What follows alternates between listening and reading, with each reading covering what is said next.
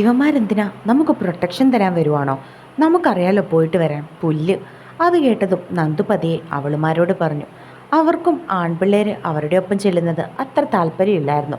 വേറെ ഒന്നും കൊണ്ടല്ല, പിണക്കം മാത്രം. എന്താ മോളെ? നന്ദു എന്തോ അവരോട് പതിയെ പറയുന്നത് കേട്ടതും മുത്തശ്ശി സംശയത്തോട് ചോദിച്ചു. ഒന്നുമില്ല മുത്തശ്ശി. മുത്തശ്ശി എന്തിനാ ഇങ്ങനെ പേടിക്കുന്നതെന്ന് ചോദിക്കുകയായിരുന്നു. ഒന്നുമില്ലെങ്കിലും നമ്മുടെ നാടല്ലേ മുത്തശ്ശി, ഞങ്ങളെ ആരെന്ത് ചെയ്യാനാണ്? ഞങ്ങൾ തനിയെ പോയിട്ട് വരുമായിരുന്നല്ലോ, നന്ദു മുത്തശ്ശിയോട് പറഞ്ഞു. പിള്ളേർക്കതാണ് താല്പര്യമെങ്കിൽ വിഷ്ണുവിൻ്റെ അമ്മ എന്തോ പറയാനായിട്ട് തുടങ്ങി. എന്ത് താല്പര്യം? അമ്മ എന്തൊക്കെയായി പറയുന്നത്? ഒന്നാമത് ഇപ്പോഴത്തെ കാലമാണ്, അതും 3 പെൺകുട്ടികൾ ഒറ്റയ്ക്ക്. ഈ സമയത്ത് എന്തായാലും അവർ ഷോപ്പിങ്ങിന് പോയാൽ ഡ്രസ്സൊക്കെ എടുത്തിട്ട് വരുമ്പോൾ രാത്രിയാകും. അതൊന്നും ശരിയാവില്ല. എന്തേലും പറ്റിക്കഴിഞ്ഞിട്ട് പിന്നെ പറഞ്ഞിട്ട് കാര്യമില്ല. ഇപ്പോൾ ഞങ്ങളുണ്ടല്ലോ ഇവിടെ, ഞങ്ങളുള്ളപ്പോൾ ഞങ്ങൾ കൊണ്ടുപോയിക്കോളാം. വിഷ്ണു അവരെ നോക്കി മുണ്ടും മടക്കി കുത്തിക്കൊണ്ട് പറഞ്ഞതും അച്ചു അവനെ നോക്കി നല്ലതുപോലെ അങ്ങ് പുച്ഛിച്ചു. വിഷ്ണു അങ്ങനെ പറഞ്ഞതുകൊണ്ട് തന്നെ നന്ദുവിന് അവനെ എതിർക്കാൻ കഴിയില്ലായിരുന്നു. അതുകൊണ്ട് തന്നെ അവളൊന്നും മിണ്ടാനും പോയില്ല. അച്ചുവിന് എന്തൊക്കെയോ അവനോട് ദേഷ്യത്തിൽ സംസാരിക്കണമെന്നുണ്ടെങ്കിലും തലേന്ന് അവൻ്റെ കയ്യിൽ നിന്നും വാങ്ങിക്കൂട്ടിയതോർത്തപ്പോൾ അവൾ പറയാൻ വന്നത് അങ്ങ് വിഴുങ്ങി. അയ്യോ, ഇതെന്താ മോളുടെ മുഖത്ത്? മോളെ ആരാ തല്ലിയത്? കൈയുടെ പാട് വരെ ഉണ്ടല്ലോ. അച്ചുവിനെ കണ്ടതും വിഷ്ണുവിൻ്റെ അമ്മ അവളുടെ അടുത്തേക്ക് വന്ന് അവളുടെ കവളിൽ കൈവച്ചുകൊണ്ട് ചോദിച്ചു. അത് കേട്ടതും അവൾ വിഷ്ണുവിൻ്റെ മുഖത്തേക്ക് നോക്കി. മുത്തശ്ശിയുടെയും വിഷ്ണുവിൻ്റെയും അമ്മയുടെയും കണ്ണുകൾ ഒഴിച്ച് ബാക്കി എല്ലാ കണ്ണുകളും വിഷ്ണുവിൻ്റെ നേർക്കായി. അത് പിന്നെ അച്ചു എന്ത് പറയണമെന്നറിയാതെ കുഴഞ്ഞു. അതമ്മേ, ഇന്നലെ രാത്രി ഞാനെന്തോ തമാശയ്ക്ക് പറഞ്ഞപ്പോൾ ഇവൾ എന്നെ അടിച്ചു. അപ്പോൾ തമാശയ്ക്ക് ഞാനും തിരിച്ചടിച്ചതാ. പക്ഷെ അടി കുറച്ച് ഹാർഡായിപ്പോയി. വൈശു പെട്ടെന്ന് അവളുടെ നാവിൽ വന്ന ഒരു കള്ളത്തരം പറഞ്ഞു. അല്ലെങ്കിലും നിനക്ക് കുറച്ച് കൂടുന്നുണ്ട്. തമാശയ്ക്ക് ഇങ്ങനെയാണോ തല്ലുന്നത്? മോടെ മുഖം കണ്ടാൽ തന്നെ അറിയാം മോക്ക് നല്ല വേദന എടുത്തിട്ടുണ്ടെന്ന്. ഇങ്ങനെ അടിക്കണ്ടായിരുന്നു. അവളുടെ അമ്മ അവളെ നോക്കി കുറച്ച് ദേഷ്യത്തോടെ പറഞ്ഞു. അത് കേട്ടതും വിഷ്ണു വല്ലാതെയായി. അവളെ തല്ലിയത് പിള്ളേര് 2 പേരും അറിഞ്ഞിട്ടുണ്ടെന്ന് അവന് മനസ്സിലായതും അവന് വല്ലാത്ത ചളുപ്പ് തോന്നി. മാത്രമല്ല, അവൻ അവളുടെ കവിള് കാണും തോറും വല്ലാത്ത വിഷമവും തോന്നിയിരുന്നു. അവളുടെ കവിളിൽ നല്ലതുപോലെ അവൻ്റെ വിരലിൻ്റെ പാടുകൾ തെളിഞ്ഞു കണ്ടിരുന്നു. അവളെ ഒന്ന് ഒറ്റയ്ക്ക് കിട്ടിയായിരുന്നെങ്കിൽ സോറി പറയാമെന്നവൻ മനസ്സിൽ കരുതി. എങ്കിൽ സന്ധ്യ ആകുന്നതിന് മുൻപേ പോയിട്ട് വാ മക്കളെ, മുത്തശ്ശി അവരെ നോക്കി പറഞ്ഞതും അവർ തലയാട്ടി. വിഷ്ണു പോയി കാർ എടുത്തിട്ട് വന്നതും അരവിന്ദ് കോ ഡ്രൈവർ സീറ്റിലേക്ക് കയറി. അച്ചു കയറി അറ്റത്തെ സീറ്റിലേക്ക് ഇരുന്നതും വൈശു പതിവ് പോലെ അവളുടെ മടിയിൽ കയറിയിരുന്നു. നന്ദു ജീവന്റെ മുഖത്തേക്ക് നോക്കി. ഇനി താനും ജീവനും മാത്രമാണ് കയറാതെ ഇരിക്കുന്നതെന്ന് അവൾക്ക് മനസ്സിലായി. എങ്ങനെ പോയാലും ജീവന്റെ അടുത്ത് ഇരിക്കേണ്ടി വരുമെന്ന് അവൾക്ക് മനസ്സിലായിരുന്നു. അവൾ കാറിലേക്ക് കയറാതെ വെളിയിൽ തന്നെ നിന്നു. മോളെന്താ കയറാതെ നിൽക്കുന്നത്? കയറിക്കേ, വിഷ്ണു അവളെ നോക്കി പറഞ്ഞു. അത് വിഷ്ണുവേട്ടാ, എല്ലാവരും കൂടി എന്തിനാ പോകുന്നത്? വിഷ്ണുവേട്ടൻ വന്നാൽ പോരെ ഞങ്ങളുടെ കൂടെ? നന്ദു അവനോട് ചോദിച്ചു. അത് കേട്ടതും ജീവന് ചിരി വന്നു. ജീവൻ വരുന്നത് കൊണ്ടാണ് അവൾ അങ്ങനെ ചോദിക്കുന്നതെന്ന് അരവിന്ദനും മനസ്സിലായി. എല്ലാവരും കൂടെ ഉണ്ടെങ്കിൽ ഒരു രസമല്ലേ മോളെ? നമുക്ക് രാത്രി പുറത്തു നിന്ന് ഫുഡൊക്കെ കഴിച്ചിട്ട് വരാന്നേ, വിഷ്ണു ചിരിച്ചുകൊണ്ട് അവളെ നോക്കി പറഞ്ഞു. രസമല്ല, സാമ്പാർ. ഇങ്ങേർക്ക് എന്താണ്? നമുക്ക് 3 പേർക്കും കൂടി പോയാൽ മതിയായിരുന്നു. ഇതൊരുമാതിരി. അച്ചു ഇഷ്ടമില്ലാത്തതുപോലെ വൈശുവിൻ്റെ അടുത്ത് പതിയെ പറഞ്ഞു. എൻ്റെ പെങ്ങന്മാരെ എങ്ങനെ കൊണ്ടുപോകണമെന്ന് എനിക്കറിയാം. പുറത്തു നിന്നുള്ളവരുടെ അഭിപ്രായം വേണ്ട. വിഷ്ണു അതിന് മറുപടി എന്ന പോലെ പറഞ്ഞപ്പോഴാണ് താൻ പറഞ്ഞത് അവൻ നല്ലതുപോലെ കേട്ടെന്ന് അച്ചുവിന് മനസ്സിലായത്. ഇങ്ങേർക്ക് പാമ്പിൻ്റെ ചെവിയാണോ? അച്ചു മനസ്സിൽ ചിന്തിച്ചു.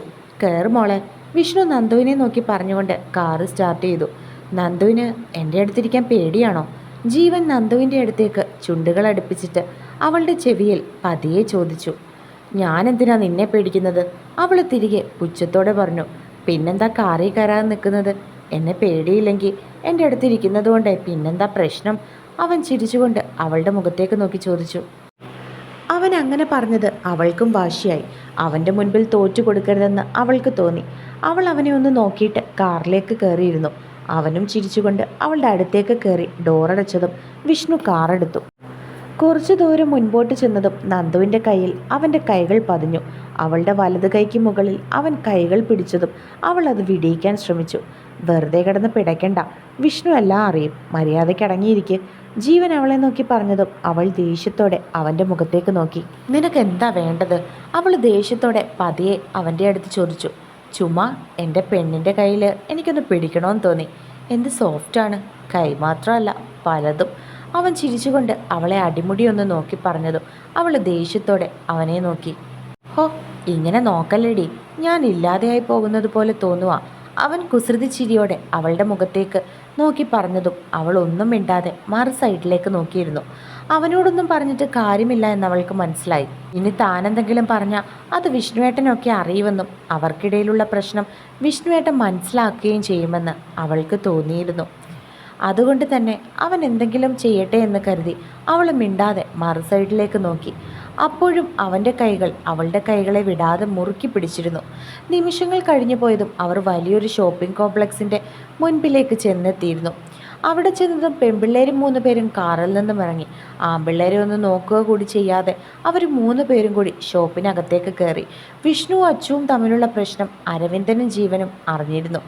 അവളെ ഒന്ന് ഒറ്റയ്ക്ക് എങ്ങനെയാടാ കിട്ടുന്നത്, ഒരു സോറി പറയാൻ? വിഷ്ണു അവരെ നോക്കി ദയനീയമായി ചോദിച്ചു. എന്നാലും ഇങ്ങനെ തല്ലണ്ടായിരുന്നു. അരവിന്ദ് അവനെ നോക്കി പറഞ്ഞു. ശവത്തി കുത്താതടാ, വിഷ്ണു വിഷമത്തോടെ പറഞ്ഞു. ഇവിടെ ഓരോരുത്തരൊന്ന് ഇഷ്ടമാണെന്ന് പറയിക്കാൻ നടക്കുമ്പോഴാണ് അവ ഇഷ്ടമാണെന്ന് പറഞ്ഞ പെണ്ണിനെ തല്ലാൻ പോയേക്കുന്നു. ജീവൻ നന്ദു പോകുന്നതെന്ന് നോക്കി മനസ്സിൽ പറഞ്ഞു. എടാ ജീവ, എന്തേലും ഒരു ഐഡിയ പറ. വിഷ്ണു എന്തോ ആലോചിച്ച് നിൽക്കുന്ന അവനെ നോക്കി പറഞ്ഞു. ഞങ്ങൾ 2 പേരും കൂടെയുള്ള ആ വാലുകളെ അവളുടെ അടുത്ത് നിന്ന് മാറ്റിത്തരാം, ബാക്കിയൊക്കെ നിന്റെ കയ്യിലാണ്. ജീവൻ മുണ്ട് മടക്കി കുത്തി അവനെ നോക്കി പറഞ്ഞു. മതി, അത് മതി, ബാക്കിയൊക്കെ ഞാൻ ഏറ്റു. വിഷ്ണു അവരെ നോക്കി ചിരിച്ചുകൊണ്ട് പറഞ്ഞു. അപ്പോൾ ശരി, നീ വാ, നമുക്ക് സെറ്റാക്കാം. ജീവൻ പറഞ്ഞതും വിഷ്ണുവും അരവിന്ദും ചിരിച്ചു. പിന്നെ പെൺപിള്ളേരുടെ പുറകെ വെച്ച് വിളിച്ചു. ആൺപിള്ളേർ 3 പേരും കൂടി ഷോപ്പിനകത്തേക്ക് കയറി. ആൺപിള്ളേർ അവരുടെ പുറകെ ചെന്നു. ഷോപ്പിനകത്തേക്ക് കയറിയിട്ട് പിള്ളേരെ നോക്കി. എന്നാൽ അവരെ 3 പേരെയും അവിടെ എങ്ങും കാണുന്നുണ്ടായിരുന്നില്ല. അവർ ചുറ്റിനും ഒന്ന് നോക്കി. അപ്പോഴാണ് 3 പേരും കൂടി എസ്കലേറ്ററിൽ വെച്ച് പിടിച്ച് മുകളിലേക്ക് പോകുന്നത് വിഷ്ണു കണ്ടത്. ജീവാദേ, വിഷ്ണു അവനെ കണ്ണു കാണിച്ചു. വിഷ്ണു കാണിച്ചു കൊടുത്ത സ്ഥലത്തേക്ക് ജീവയും അരവിന്ദനും നോക്കി. 3 പേരും കൂടി എന്തൊക്കെയോ പറഞ്ഞ് കത്തിയടിച്ച് മുകളിലേക്ക് പോവുകയായിരുന്നു. വാ, ജീവൻ അവരെ വിളിച്ചുകൊണ്ട് പറഞ്ഞതും അവരും എസ്കലേറ്ററിലേക്ക് കയറി. അപ്പോഴേക്കും പെൺപിള്ളേര് 3 പേരും മുകളിലേക്ക് ചെന്നിരുന്നു. അരവിന്ദ, ജീവൻ അരവിന്ദനെ നോക്കി കണ്ണു കാണിച്ചതും അതിൻ്റെ അർത്ഥം മനസ്സിലായതുപോലെ അവൻ ജീവനെ നോക്കി തംസപ്പ് കാണിച്ചു.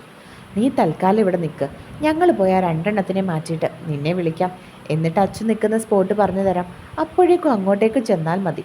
നമ്മൾ 3 പേരും കൂടി അങ്ങോട്ടേക്ക് ചെന്നാൽ അവളുമാർക്ക് സംശയമാകും. ജീവൻ വിഷ്ണുവിനെ നോക്കി പറഞ്ഞതും അവൻ തലയാട്ടി. അരവിന്ദനും ജീവനും കൂടി പെൺപിള്ളേർ നിൽക്കുന്ന സ്ഥലത്തേക്ക് പോയി.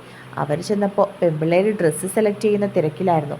ആദ്യം നീ പോയിട്ട് വാ, എൻ്റേത് അമിട്ടാണ്, ചിലപ്പോൾ പൊട്ടിത്തെറിക്കും. അതിൻ്റെ വാ പൊത്തിയിട്ട് എങ്ങോട്ടേലും മാറ്റാനേ കഴിയുള്ളൂ. ജീവൻ ചിരിച്ചുകൊണ്ട് ഡ്രസ്സ് നോക്കുന്ന നന്ദുവിനെ നോക്കി മുണ്ട് മടക്കി കുത്തി അരവിന്ദനോട് പറഞ്ഞു. രാവിലെ ഞാൻ അങ്ങനെ പറഞ്ഞത് അവൾക്ക് ദേഷ്യമായെന്ന് തോന്നുന്നുണ്ട്. അതുകൊണ്ട് ഞാൻ വിളിച്ചാൽ വരുമോ എന്നറിയില്ല. അരവിന്ദൻ സംശയത്തോടെ പറഞ്ഞു. എന്തായാലും ഒന്ന് ട്രൈ ചെയ്യാം, ചിലപ്പോൾ വന്നാലോ. ഇപ്പോൾ ക്ഷമയാണ് പ്രധാനം. അതുകൊണ്ട് അവളെന്തെങ്കിലും പറഞ്ഞാലും നീ തിരികെ ഒന്നും പറയാൻ പോകണ്ട. മാക്സിമം താഴ്മയോടെ നിന്നിട്ട് സംസാരിക്കാനുണ്ടെന്ന് പറഞ്ഞ് അവളെ അവിടുന്ന് മാറ്റിയാൽ മതി. ജീവൻ അവനെ ഓർമ്മപ്പെടുത്തി. അല്ലെങ്കിലും എൻ്റെ സ്വഭാവം അങ്ങനെയാണല്ലോ. ഞാൻ ആരോടെങ്കിലും ദേഷ്യപ്പെടുന്നത് നീ കണ്ടിട്ടുണ്ടോ? എനിക്ക് അങ്ങനെയൊന്നും ദേഷ്യം വരില്ലടാ. അവൾ ദേഷ്യപ്പെട്ടാലും എനിക്ക് ചിരിയേ വരുള്ളൂ. മേ ബി അതെൻ്റെ വലിയൊരു നെഗറ്റീവായിരിക്കും. അരവിന്ദ് ജീവനെ നോക്കി ചിരിച്ചുകൊണ്ട് പറഞ്ഞു. അവൾ ദേഷ്യം വരുമ്പോഴെല്ലാം നീ അവളെ നോക്കി വളിച്ച ചിരി ചിരിച്ചു കാണിച്ചിട്ട് അവസാനം അവളുടെ കൈയിൽ നിന്ന് ചിരവയ്ക്കടിയിട്ട് അത് സൂക്ഷിച്ചോണം. ജീവൻ ചിരിച്ചുകൊണ്ട് അവനോട് പറഞ്ഞു. എടാ, എനിക്കതല്ല, എൻ്റെ മനസ്സിലുള്ള ഇഷ്ടം വിഷ്ണു അറിയുമ്പോൾ എങ്ങനെയായിരിക്കും അവൻ പ്രതികരിക്കുന്നത്? അതാ എനിക്കിപ്പോൾ ഏറ്റവും വലിയ പേടി. അവന് എന്നെ ഇഷ്ടമാകുമോടാ? കൂട്ടുകാരനല്ലല്ലോ മറ്റൊന്നും നോക്കാതെ ഇഷ്ടപ്പെടാൻ. പെങ്ങളെയല്ലേ ഞാൻ അവനോട് ചോദിക്കുന്നത്. ചിലപ്പോൾ അളിയനെപ്പറ്റി അവന് മറ്റെന്തെങ്കിലും സങ്കല്പമൊക്കെ ഉണ്ടെങ്കിലോ? അരവിന്ദ് ചെറിയ വിഷമത്തോടെ ജീവയോട് പറഞ്ഞു. വൈശുവിനോട് അവന് തോന്നിയ ഇഷ്ടം അവൻ ജീവയെ സൂചിപ്പിച്ചിരുന്നു.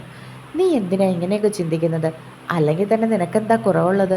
അത്യാവശ്യം കുടുംബമഹിമയൊക്കെയുള്ള ഫാമിലിയല്ലേ നിൻ്റേതും. പിന്നെ നല്ല സ്വഭാവവും നല്ലൊരു ജോലിയും ഉണ്ട് നിനക്ക്. അതിൽ കൂടുതൽ എന്താ വേണ്ടത്? നിന്റെ കാര്യം എന്തായാലും അവൻ സമ്മതിക്കും. വൈശുവിനെക്കുറിച്ച് നിനക്കെക്കുറിച്ച് സംശയങ്ങളില്ലേ? അതൊക്കെ സത്യമാണോ എന്ന് നീ അവളോട് ചോദിച്ചറിയണം.